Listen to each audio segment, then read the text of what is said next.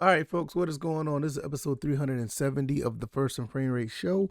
I am VF Baller, and over here we talk about Georgia Southern and Atlanta Falcons football. More Georgia Southern talk because I was sitting back thinking, and I felt like um, I think our offensive line is something that needs to be talked about because we don't. Well, I'll say here, we don't talk much about the offensive line. Now, we talk about the running backs, the quarterbacks, the receivers, what the defense is going to do.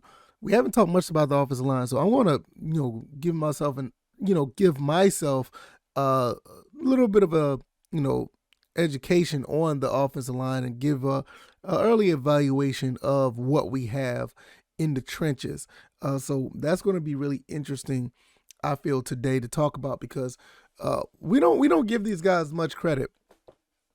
The offensive line has done pretty well throughout the years, especially in the running game. I mean, we've been very, very successful running the ball at Georgia Southern, and it's pretty much thanks to these guys. If it wasn't for the guys up front, we really wouldn't be running for three, in some cases 400 yards a game.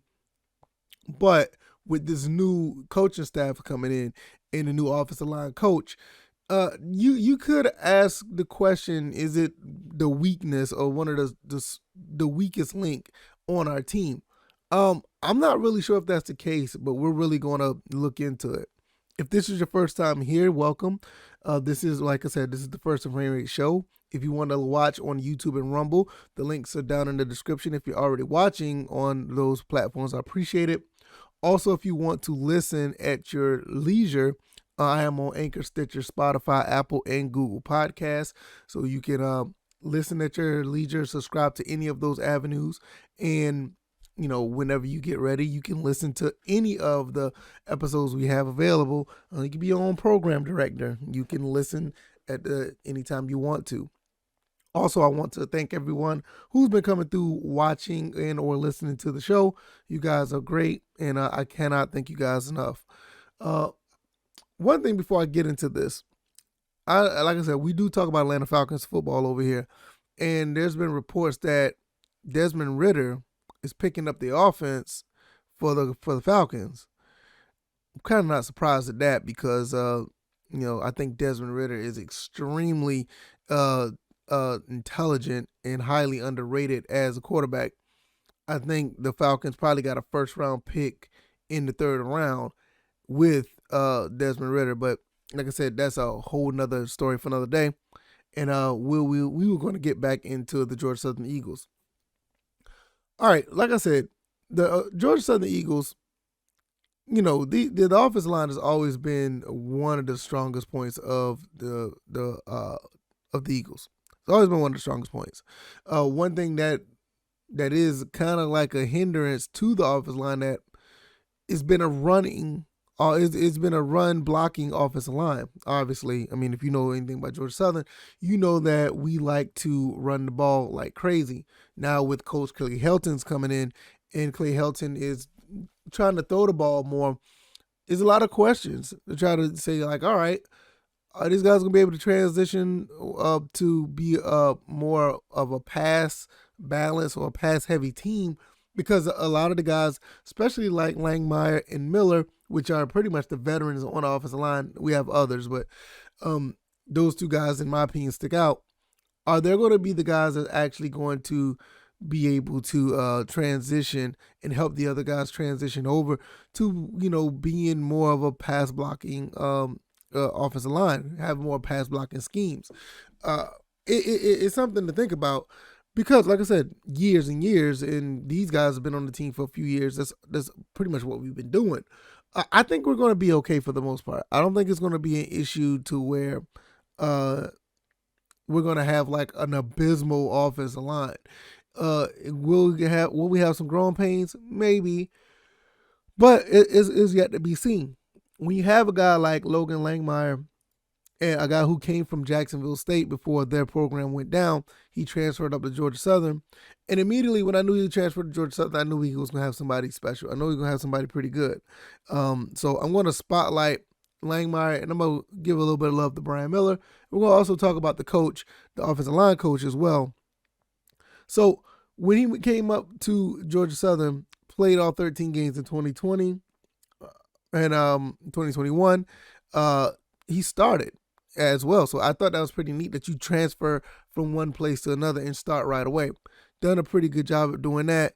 And also in 2022, he started in all 12 games. So he has a lot of experience at the center position. When you have an offensive line, the center, a lot of people talk about the left and right tackles or whatever the case may be, but the center makes that offensive line go. And with all that experience, and not only just Georgia Southern playing 25 games, playing 25 games and starting in all of them, he's also played at Jackson State, played at Jackson State as a freshman at right tackle. Also played played tackle as well in that 2019 at Jackson State. So he's have a lot of experience, and for him to come back and play with us for this upcoming year is very vital to what we're trying to do. So I don't think that it's going to be that big of an issue. Yes, it's going to be somewhat of a transition, but when you have a guy like this who can, who's played various positions on the offensive line and pretty much being the staple and the anchor at center for Georgia Southern, I think we're going to be starting off in pretty good hands when we are having a guy with leadership like that and with experience. Now, we're going to talk about Brian Miller as well. Brian Miller came in from Memorial Day High School in Savannah, Georgia. I haven't known much about him, but I've been following a little bit of his career because I am from Savannah, Georgia. So I've been watching, a little bit what they've been doing down there, and end up starting off 13 games at the red shirt in 2017, 2018. So he was a part of the growing pains when we had that turnaround season. So he started all 13 games at right tackle in 2018, 2019. Had a non-contact injury in 2019, missed the entire season. So came back in 2020, played in 12 games, he started 6. And in 2021, 2022, he ended up starting all 12 games. So he bounced back from an injury. And when you look at it, it's basically looking at a kid who literally went through growing pains. Not only that he went through growing pains injury-wise, he was a part of that team. I don't know what it was. He was a part of that team that went through the losing years and ended up bouncing back from a 2-10 season to a 10-3 season. So that is something that is really interesting. And also, when he was redshirted back in 2017, he did play defensive end and moved the offensive line. So he's been through a handful of changes. Had in the season-ending injury, came right back. 2020 started 6 games, played in 12 games, had over 460 snaps. Also played a little bit on special teams. Then he turned right around in 2020, started all 12 games, also played over 700 total snaps. And out of those 730 snaps, he played 43 on special teams. So these two guys have a lot of experience. In 2020, he was all Sun Belt Conference second team. So he knows how to play the position. So these two guys right here, like I said, they're going to be the veterans. They're going to be the staple of this team for the most part. So I'm going to be really excited to see what these guys can continue to do when it comes to continuing to play at a high level, especially with the new coach coming in. You have guys like a Richard Owens who's coming in. He's going to be the coach of the offensive line and run game coordinator. Now, does this mean that it's not going to be anything doing with passing? I mean, he's offensive line coach. So he's going to be doing something with, helping guys pass protect or whatever the case may be. But he's also the run game coordinator. So him and Coach Merritt is pretty much going to be working together. The running backs coach. It's going to be working together to get guys like Jalen White and the other guys at running back to be successful. But you have to understand, Merritt and Owens, these two coaches are going to have to work together to actually make this offense go. Because no matter what, people can say about Kyle Van Treese and Richie Langford and the new quarterback that just was recruited recently, I just did a video on. All the other quarterbacks, they do nothing without the trenches. They do nothing without these guys blocking and pushing guys around and beating guys up on the offensive line. The quarterbacks and running backs do nothing. So these guys are going to be working hand in hand. These running backs do nothing if these guys can't get space for these guys to run the football through. So these guys do nothing without Coach Owens and Coach Merritt. With that being said, let's talk about Richard Owens a little bit.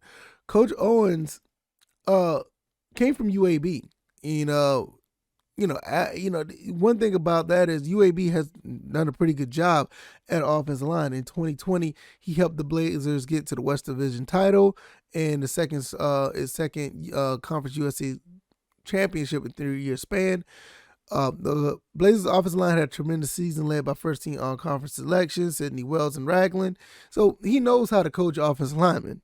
You don't sit there and bring guys that have all conference selections and like I said, guys are going through guys are going and winning West Division titles, in some cases winning the championship without having success in the trenches. Despite having 9 different starting lineups in 2020, 2021 or 2020? I think it was 2020. Despite having 9 different lineups throughout the season due to injury, the Blazers only gave up 25 sacks the entire year. And he also ran for 150 yards. Now that's amazing. If you go through 9 different starters and only give up that much as far as sacks and actually average over 150 yards, I think we're going to be in pretty good hands. Not only that, the average in 2021, they average over 386 yards per game, 180 rushing, 206 passing, which I think that is a pretty good reflection of a balanced offense. But I think with this team right here, I think the passing game is going to be way more than that. I don't think we're going to be averaging just 200 yards passing. We also got, he also ended with 43 offensive touchdowns. And this is going to be really interesting, to see what his philosophy is going to be able to do, implement it with a team like this, who, and by all means, may not have the better talent as UAB. I think UAB probably had a better offensive line, but I think with the experience of Miller and Langmeyer, I think we're still going to be able to do some good things in the Sun Belt with this coach. In some cases, I think we'll probably be more productive and more successful, because when you have other guys, not only just these two, because the offensive line consists of 5 people and they're rotated around. When you have other people that are coming in and to actually be contributing, like a Caleb Kelly, who's also in his 6th year. You also have Aaron Pyron, Rashid Miller, Jubron, Caleb Williams is redshirt sophomore, Seabrons the 4th, Nate Lewis. Nate Lewis is a freshman coming in. And the other guys that are freshmen coming in, Chandler Strong. You also have, what's his name? I just looked at his name and I just passed it. I'm going to find it. Give me 1 second. I'm looking right here. I think it's Pashawn. I think that's his name. Anyway, I'll find it. You have guys coming in that are ready to go. Now, I want to apologize for the delay. But you have guys that are ready to go and going to be successful at playing, Pashawn Wimley. I mean, you got guys that are Corbett McGregor. You got guys coming in that are going to be ready to go, in my opinion, that's going to, be able to contribute right away. I feel like a lot of these guys are going to be rotated in and out. I don't think, the actual 5 are going to continue to play every snap in every game. So there's going to be a situation, in my opinion, I feel personally, you're going to see some of these young guys come in and get some play. You're going to see some guys come in and get play. I do see a guy like Nate Lewis is going to be playing a little bit. You're going to see Pashawn Wimley, 6'3", 315 pounds. You don't want to put too much on these guys, but I can see guys like that coming into play. I don't know what the starting 5 is that's going to be offensive line. I do believe that Langmeyer and Miller is going to be there. And in some cases, you may have you may have Caleb Kelly coming in to play. Also, you have Kalen Williams at 6'7", 305 pounds, redshirt sophomore coming in from Dublin.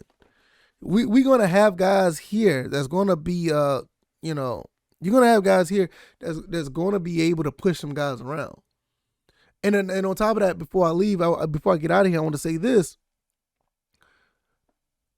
with the receivers that we have and the quarterback that we have, even though these guys may not have to, hold blocks as fast as as much as we think they do. Calvin and Treese and the receivers, they're fast and they can get open. Quick passes help a lot when it comes to an offensive line. Getting the ball out early, quick slant routes, quick curls and drags and screens. I look at guys like Derwin Burgess, one of the guys, Amari Jones, that can stretch the field, and those are going to be the guys that we may need to get downfield pretty fast to throw the ball over the top. But when you have guys like Sam Kinderson, Jeremy Singleton, and even with the tight ends that we have, those are the guys that could probably get the ball really early as soon as the ball is snapped. So this don't have to be a situation where these guys, the pass blocking has to be a priority where they're going to have to hold the ball. Hold their blocks for a long period of time just to find somebody open. Because we talked about the receivers before. I think we have a very underrated receiving group. I think we have a very underrated group. And I think it showed in the spring game how well these guys could be, even though the spring game is kind of leaned towards the offense. But I feel that we're going to have a situation where this offensive line may not have to do so much, and with the running game, I don't even really want to talk about the running game today. We're going to be running the ball pretty, we're going to be successful running the ball. We always are. I can't remember a time where Georgia Southern was not able to run the ball, in any form or fashion. I'm not really sure. I can't remember a time where Georgia Southern was ever held under 100 yards total in rushing. Maybe you guys will figure out better than I can. I don't know. But at the end of the day, I think that with this coach, with this offensive line, and the way that we can distribute the ball, I think we're going to be okay. Shout out to all the guys that are on the offensive line. You guys do the dirty work, and you guys do a really good job at it. One thing I will say throughout the season last year, I don't think the offensive line was necessarily a low point for the team, even though we went 3-9. I think the offensive line did okay. If anything, I think just play calling killed us more than anything. But that's another story for another day. That I hope that they don't have to come back again, because I think play calling is going to be pretty good for the Georgia Southern Eagles. I think that's going to be it for today. I think that's going to be it for this episode. If you like this content, if you like this podcast, hit the like button, share this content, share this podcast, subscribe to the channel if you haven't already, subscribe to any of the podcast avenues that you would, think that works out for you.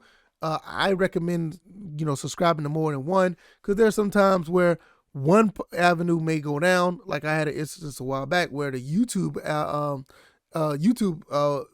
avenue was not working properly, but the podcast avenue worked well. So if you cannot find the show, or something happens that the show does not show up on YouTube or whatever, or Rumble, the podcast avenue should be available, and vice versa. So hopefully you guys will continue to watch. Hopefully you guys will continue to support. Episode 370. I really appreciate you guys. Thank you so much. We will be back tomorrow. We're talking about more Georgia Southern or Atlanta Falcons football.